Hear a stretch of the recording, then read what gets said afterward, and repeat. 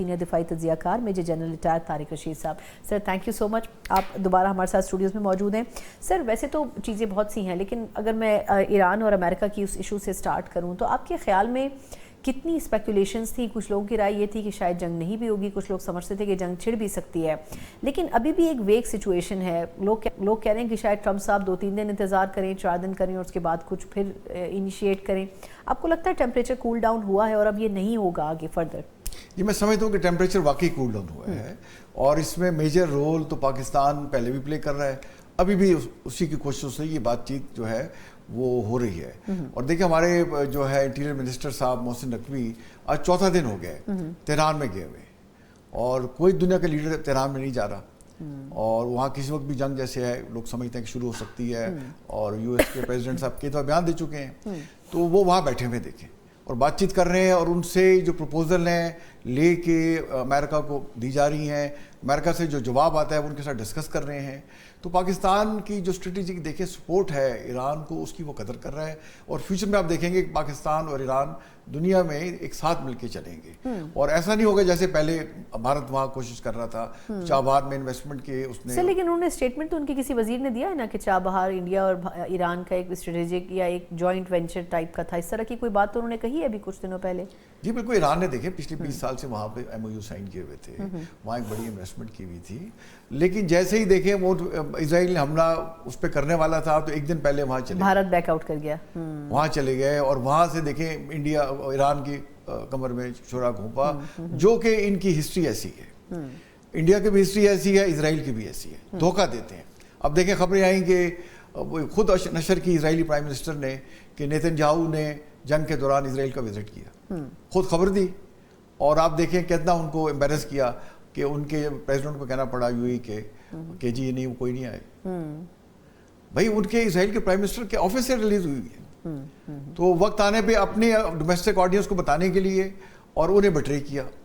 اسی طرح نیتن یاہو یہ مودی نے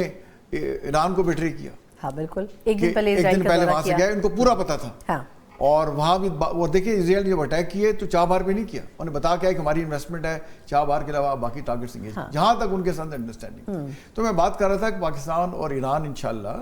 ہم دو برادر ہمسایہ مسلمان ممالک ہیں, ہم ان کے ساتھ کھڑے ہوئے ہیں, اور لیکن ہمارا امریکہ سے بھی اسٹریٹجک ہماری فرینڈشپ ہے, الائنس ہے, ہماری ہسٹری آف کوآپریشن ہے. اس وقت جتنی تعریفیں امریکہ پاکستان کی کرتا ہے آج تک ہسٹری میں نہیں ہوئی, اور اس تعریف میں اس سطح کے چلا گیا کہ انڈیا کو ہیل ہول کہہ دیا,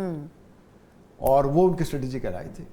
تو ہم دونوں طرف سے دیکھیں ایک سوبرنگ سا رول پلے کر رہے ہیں. میرا یہ خیال ہے کہ ایران نے تھوڑی سی فلیکسیبلٹی دکھائی ہے, خاص طور پہ اسٹریٹ آف ہرمز کے بارے میں, اور نیوکلیر جو مین ایشو ہے اس بارے میں بھی, کہ اگر ہم ٹھیک ہے ہم کیپ کر لیتے ہیں, بٹ ہمارے سے پابندیاں ہٹائی جائیں, ہمارے جو ایسٹ فریز کیے ہوئے ان کو. لیکن وہ تو 25% کی بات ہو رہی ہے نا, کہ شاید امریکہ 25% کے قریب فریز جو ہوئے میں ایسے ان کو ریلیز کرنے کی اسٹیپ بائی اسٹیپس ہے نا, فوراً تو نہیں ہوں گے, اسٹیج وائز ہوگا. جیسے وہ ٹرانسپیرنسی دکھائیں گے نیوکلیر پروگرام کے بارے میں, انسپیکشنز ہوں گی اور اس میں کریڈیبلٹی آئے گی, ساتھ ساتھ یہ سینکشن اٹھیں گی, ایک دم تو ساری اٹھیں گے نہیں,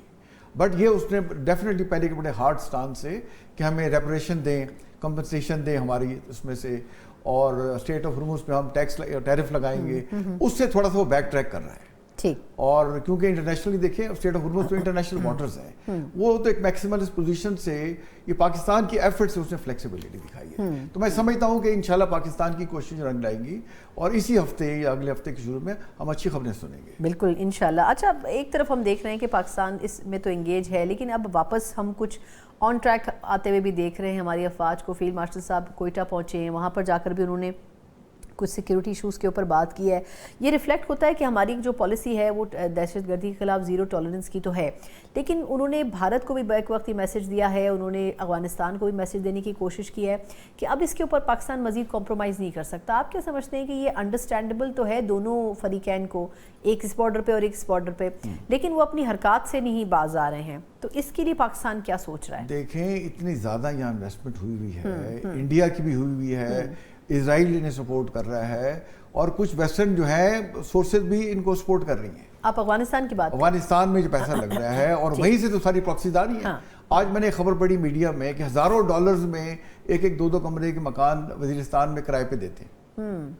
اب ایک دیکھیں جہاں پہ پورے طرح ڈیولپ بھی نہیں ہوا، اتنا پیسہ ہے کہ وہ لوگ بیچارے ڈالروں کے چکر میں انہیں گھر کرائے پہ دے دیتے. اور پھر ایک میں نے ویڈیو دیکھی کہ وہ ٹیررسٹ کو فوج ان کا پیچھا کر رہی ہے اور لوکل انہیں تھوڑا بہت سپورٹ کر رہے ہیں. تو یہ KPK کی گورنمنٹ کی ذمہ داری ہے کہ وہاں جو لوکل گورنمنٹ والے ہیں، MNAs MPs ہیں، MNAs ہیں، سینیٹرز ہیں، اپنے علاقوں میں لوگوں کو اس کا ادارہ کرائیں